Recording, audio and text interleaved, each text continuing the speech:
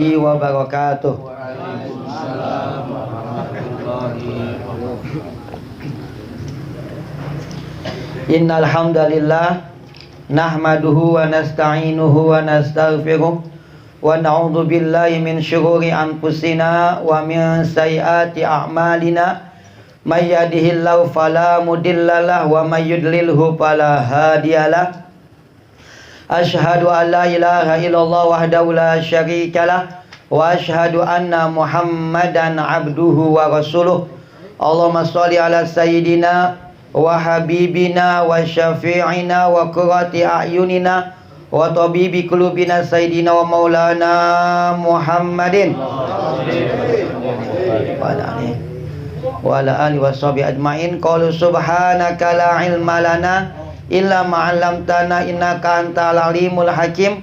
Rabbi shrah li sadri wa yassir amri wahlul 'uqdatam min lisani yafqahu qawli. Rabbi zidna ilma warzuqna fahma bi rahmatika ya arhamar rahimin. Radina billahi rabba wa bil islami dina wa bi Muhammadin nabiyya wa rasula.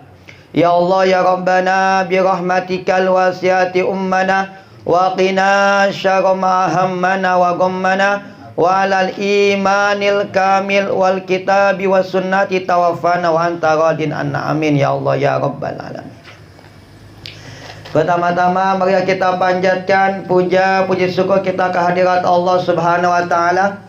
Alhamdulillah pada kesempatan malam yang penuh dengan barokah ini di tempat yang mulia ini Allah senantiasa melimpahkan mencurahkan kepada kita semua curah nikmat, rahmat, hidayah dan inayahnya. Mudah-mudahan kita selalu istiqomah dalam mengamalkan, menjalankan ibadah dan ketaatan kita kepada Allah Subhanahu wa ta'ala. Tak lupa pula salawat dan salam senantiasa tercurah limpahkan kepada Nabiunal Mustafa Nabi Muhammad sallallahu alaihi wasallam. Allahumma shalli wa sallim baik alaihi wa ala alihi. Mudah-mudahan kita istiqomah dalam mengamalkan, menjalankan sunnah-sunnah dan juga syariat-syariatnya. Mudah-mudahan kita semua mendapatkan syafaatul uzma yaumal qiyamah. Amin ya Allah ya rabbal alamin. Minggu yang lalu kita telah membahas tentang Rajab sebagai bulannya istighfar. Rajab, Sya'ban, Ramadan. Rajab bulannya istighfar, Sya'ban bulannya sholawat, dan Ramadan syahrul Quran bulannya Al-Quran. Kita sebagai manusia pasti memiliki banyak dosa dan kesalahan. Banyak kekhilafan, banyak kealfaan yang kita lakukan dalam kehidupan kita. Setiap harinya, setiap menitnya kita selalu melakukan banyak dosa dan kesalahan. Maka kita sebagai umat yang memiliki banyak dosa untuk selalu memohon ampun kepada Allah Subhanahu wa ta'ala.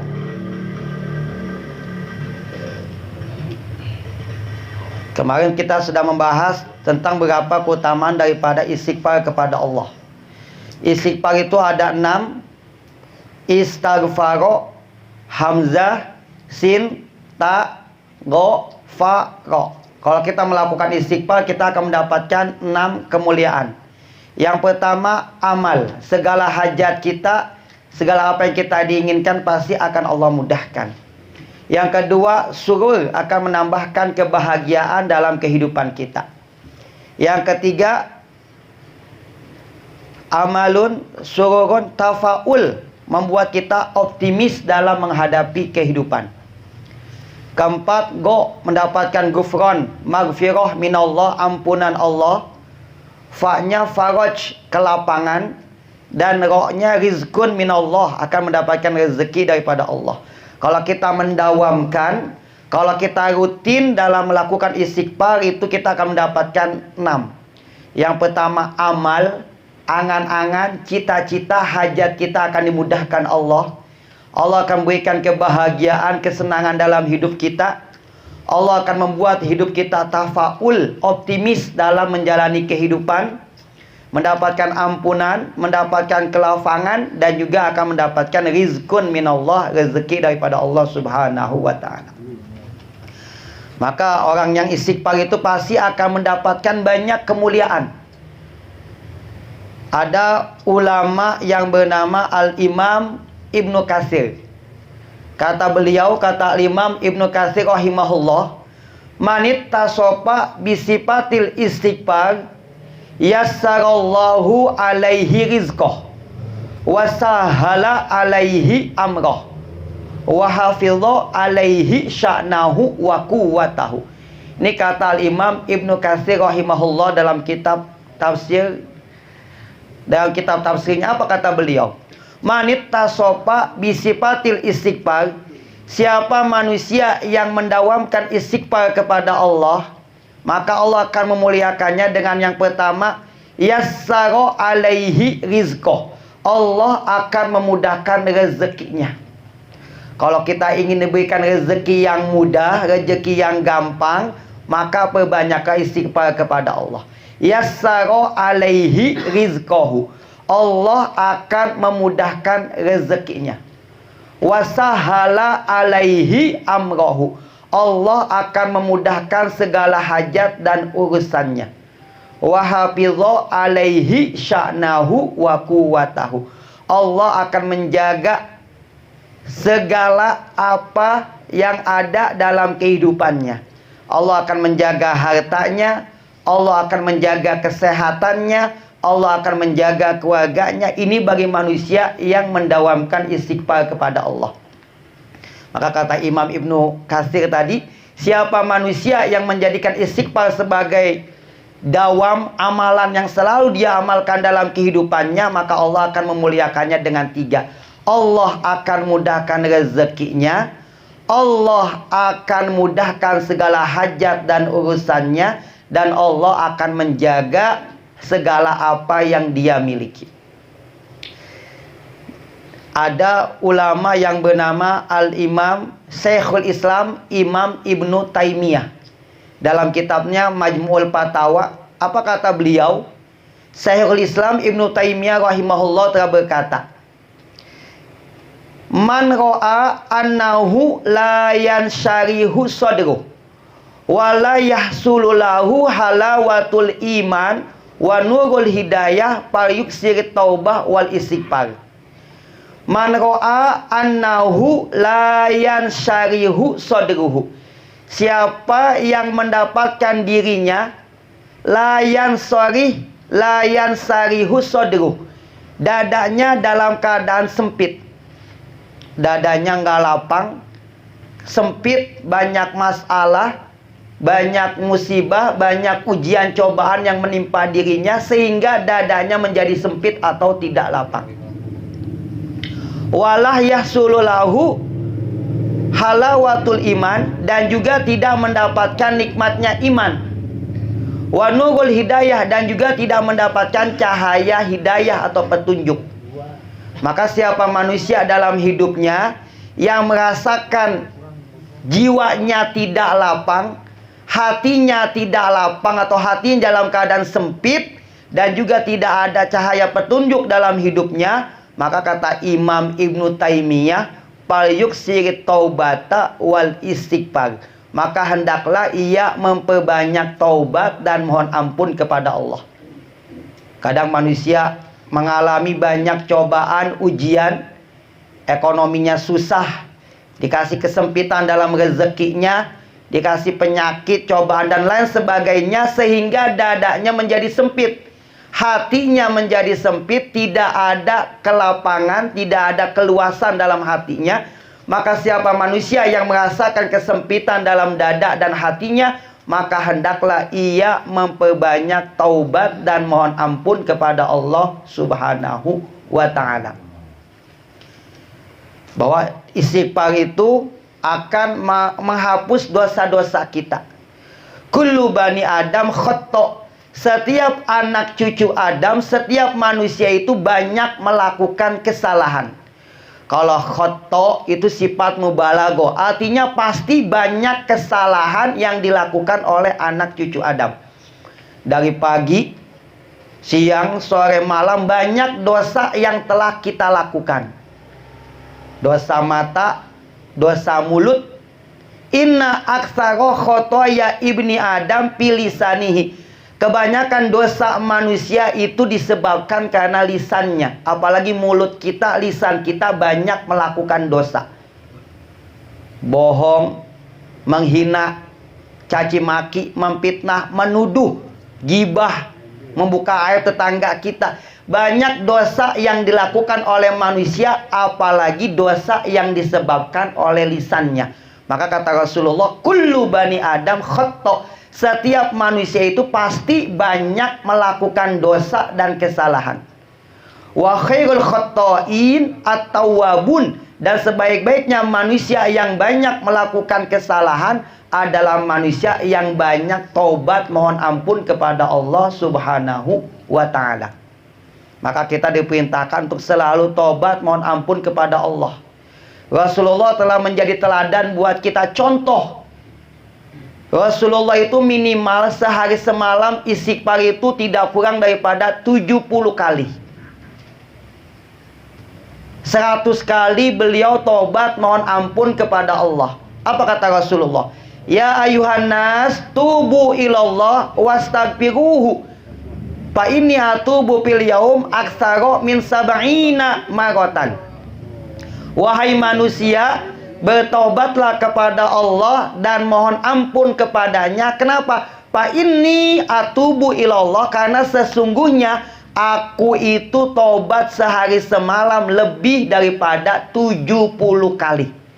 Bahkan ada hadis yang mengatakan, fa inni atubu fil yaum mi'ata marah. Aku itu tobat dan istighfar kepada Allah sehari semalam sebanyak 100 kali. Ini Rasulullah, manusia yang maksum, manusia yang terjaga daripada dosa, manusia yang tidak memiliki dosa dan kesalahan.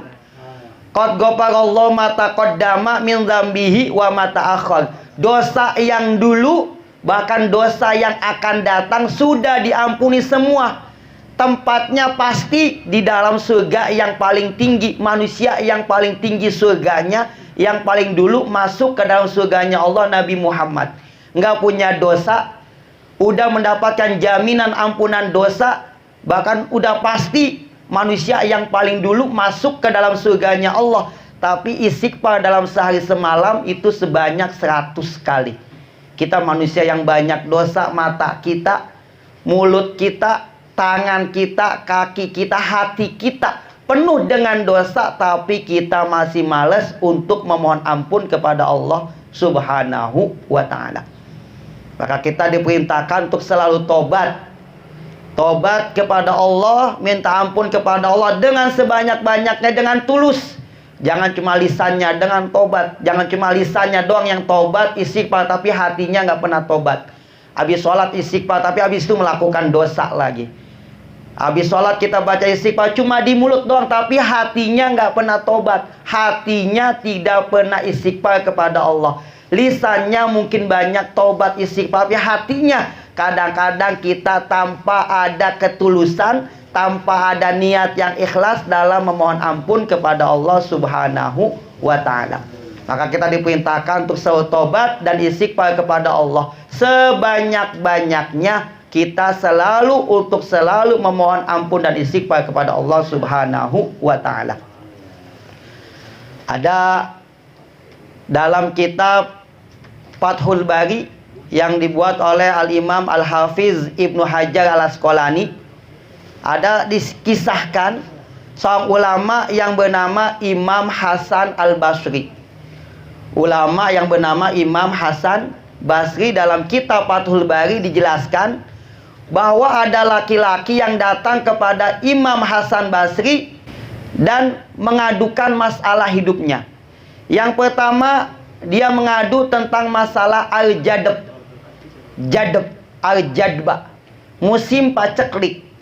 Udah berapa bulan, bahkan hampir setahun lebih nggak turun hujan, sehingga tanah tandus, pertanian, sawahnya tidak bisa berjalan dengan baik. Sehingga kenapa? Karena tidak ada hujan, mengalami musim paceklik yang sangat panjang. Laki-laki mengadu kepada Imam Hasan Basri, wahai sang imam, kami mengalami tanah yang tandus, sawah kami, pertanian kami tidak berjalan dengan baik karena tandus, tidak turun hujan. Apa yang diperintahkan Hasan Basri kepada beliau, kepada laki-laki itu? Maka kata beliau, kata Hasan Basri kepada laki-laki itu, istaghfirillah, mohon ampunlah kepada Allah. Ketika nggak turun hujan, musim paceklik, maka kata Imam Hasan Basri kepada laki-laki itu, maka banyaklah mohon ampun kepada Allah. Kemudian datang lagi laki-laki lain, mengadukan tentang kemiskinan. Miskin, nggak punya harta, dalam kesusahan hidupnya, ngadu kepada Imam Hasan Basri. Apa kata Imam Hasan Basri? Istaghfirillah, mohon ampunlah kepada Allah. Yang pertama ngadu tentang musim paceklik, nggak turun hujan. Kemudian yang kedua ngadu tentang kemiskinan, kefakirannya, susah dalam hidupnya, susah rezekinya. Maka kata Imam Hasan Basri, istaghfirillah, mohonlah ampun kepada Allah. Kemudian ada lagi laki-laki lain datang kepada beliau, mengadukan tentang jafafa bustanihi, ladangnya mengalami kekeringan. Tanamannya, pohonannya tidak berbuah, tidak memiliki buah. Kenapa? Karena dalam keadaan kering. Sehingga kata Imam Hasan Basri, istaghfirillah, banyaklah mohon ampun kepada Allah. Maka ada 3 laki-laki yang ngadu tentang musim paceklik, nggak turun hujan. Yang kedua tentang kemiskinan. Yang ketiga tentang kekeringan ladang dan juga kebunnya. Maka kata Hasan Basri, kalau kita ingin mendapatkan hajat, urusan kita dimudahkan, kata beliau, istaghfirillah, banyaklah mohon ampun kepada Allah Subhanahu wa ta'ala. Summa ta'ala alaihim. Kemudian Imam Hasan Basri membacakan ayat yang bunyinya, Bismillahirrahmanirrahim. Faqultu astaghfiru rabbakum innahu kana ghaffara. Yursilis samaa alaikum midrara wa yumdidkum bi amwalin wa banin wa yaj'al lakum jannatin wa yaj'al lakum anhara. Faqultu astaghfiru rabbakum, maka mohon ampunlah kepada Tuhan kalian, innahu kana ghaffara. Sesungguhnya Allah Maha Pengampun, Maha Penutup, penghapus segala dosa. Yusiris samaa alaikum midrara. Allah akan menurunkan bagi kalian hujan yang banyak. Wa yumdidkum bi amwalin wa banin. Allah akan melimpahkan kepada kalian amwal, harta yang melimpah, wa banin, dan juga banyak anak. Wa yaj'al lakum jannat wa yaj'al lakum anhara. Allah akan memberikan untuk kalian taman-taman dan juga kebun-kebun. Wa yaj'al lakum anhara. Allah akan memberikan bagi kalian sungai-sungai yang mengalir dengan derasnya. Maka kalau kita sering mohon ampun kepada Allah, istighfar kepada Allah, taubat kepada Allah, Allah akan ampuni segala dosa kita. Allah akan menurunkan hujan yang lebat untuk kita, sehingga tanaman, ladang, kebun semuanya akan mengalami kesuburan dan memiliki buah-buahan yang baik untuk kita semua. Maka kita diperintahkan untuk selalu baca istighfar kepada Allah Subhanahu wa ta'ala. Ada sebuah kisah dari Imam Ahmad bin Hambal, ulama yang terkenal yang bernama Imam Ahmad bin Hambal. Beliau ini ulama yang sangat terkenal, ahli dalam ilmu fikih dan juga Al-Quran, ahli hadis. Beliau hafal 1 juta hadis. Namanya Imam Ahmad bin Hambal. Hafal sampai 1 juta hadis. Hafal Quran, ahli fikih dan lain sebagainya. Pernah suatu saat beliau ini terbangun dari tidurnya. Ketika beliau bangun dari tidurnya, hatinya ini selalu mengajak beliau untuk datang ke sebuah tempat. Beliau tinggal di daerah Baghdad. Kemudian hatinya selalu mengajak untuk selalu datang ke sebuah tempat yang jauh. Nggak ada sebab, nggak ada apa-apa, hatinya pengen datang ke sebuah tempat. Akhirnya beliau datang ke tempat yang ingin dituju itu. Sampai suatu tempat tersebut datang, sampainya malam. Akhirnya beliau sampai di sebuah masjid, dan beliau melakukan sholat di masjid itu. Setelah beliau sholat, beliau lelah. Akhirnya beliau pengen istirahat di masjid itu. Kemudian ada marbotnya yang datang. Masjid bukan buat tidur, tapi buat sholat. Akhirnya beliau pindah ke depan di halaman masjid. Nah, ketika beliau istirahat di halaman masjid pun ditegur sama marbot itu. Masjid nggak boleh dijadikan tempat untuk tidur. Akhirnya dari kejauhan ada sebuah rumah kecil. Itu ada tukang roti yang sedang ngadon, bikin adonan untuk membuat roti. Dari kejauhan tukang roti ini memperhatikan apa yang menimpa Imam Ahmad bin Hambal. Dari dalam masjid nggak boleh istirahat, di depan masjid juga nggak boleh. Akhirnya si tukang roti itu kasihan dan mendekati sang imam, Imam Ahmad bin Hambal. Wahai Pak Tua, nggak kenal ini. Tadi saya perhatikan kamu nggak boleh istirahat di sini. Kalau kamu berkenan, silakan tinggal di tempat saya. Tapi tempatnya kecil. Akhirnya sang imam ini pun ikuti kemauan daripada tukang roti itu. Tinggal di rumah kecil daripada si tukang roti itu. Nah, ketika si tukang roti itu sedang ngadon, bikin adonan buat bikin roti, itu mulutnya nggak pernah lepas untuk istighfar kepada Allah. Jadi ketika dia bikin adonan roti, mulutnya membaca astagfirullah, astagfirullah, astagfirullah, astagfirullah, astagfirullah. Nah, Imam Ahmad bin Hambal ini memperhatikan dari tadi apa yang dibaca nih sama tukang roti ini. Setiap saya perhatiin mulutnya nggak pernah lepas. Jadi setiap dia bikin roti, setiap saat, setiap waktu mulutnya itu nggak pernah lepas untuk membaca astagfirullah, astagfirullah, astagfirullah, astagfirullah. Berhentinya ketika dia ngomong. Kalau yang ngomong berhenti dulu. Ntar lanjut lagi baca istighfar, astagfirullah, astagfirullah.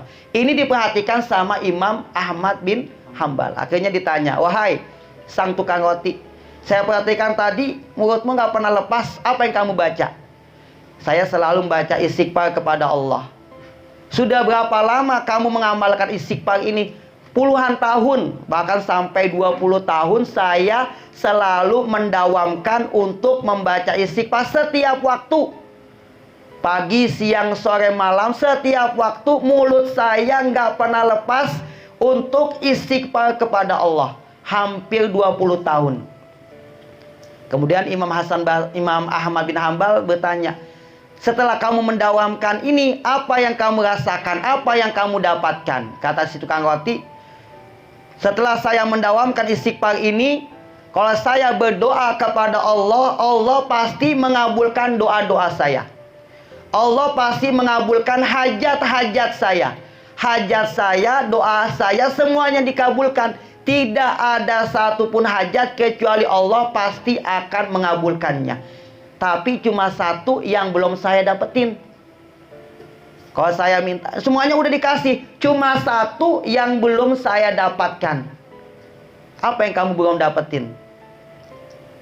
Kata si tukang roti itu, saya sangat rindu, kangen, ingin bertemu dengan sang imam.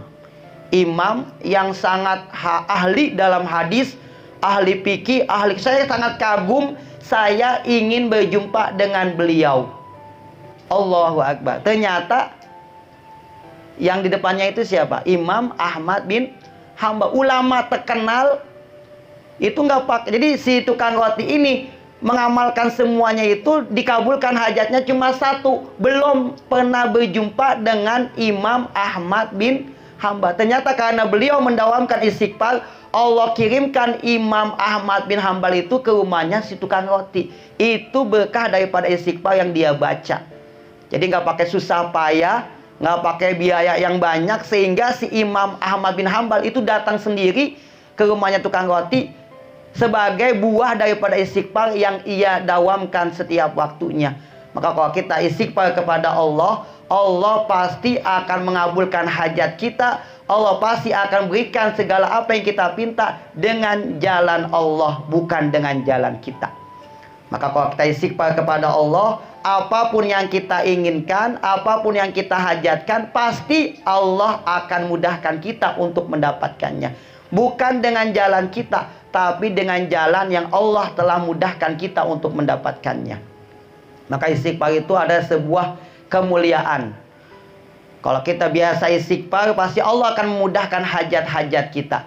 Dosa kita, segala apa yang kita lakukan itu akan diampuni. Dan segala hajat kita itu akan dimudahkan Allah apabila kita mendawamkan istighfar. Istighfar bukan cuma aja di mulut, bukan cuma di lisan, tapi di hati kita. Astagfirullah, saya mohon ampun kepada Allah dengan tulus, dengan ikhlas, bukan cuma sekedar di mulut. Kadang-kadang kita istighfar cuma di mulut doang. Istighfar itu dengan hati. Saya mohon ampun kepada Allah. Saya memohon Allah supaya Allah mengampunkan segala dosa-dosa kita, mengampunkan segala kekhilafan kita.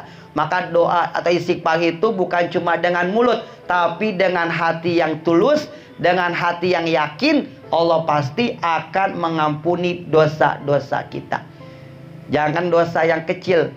Dosa kita sebesar gunung sekalipun, Allah pasti akan mengampuni dosa-dosa kita.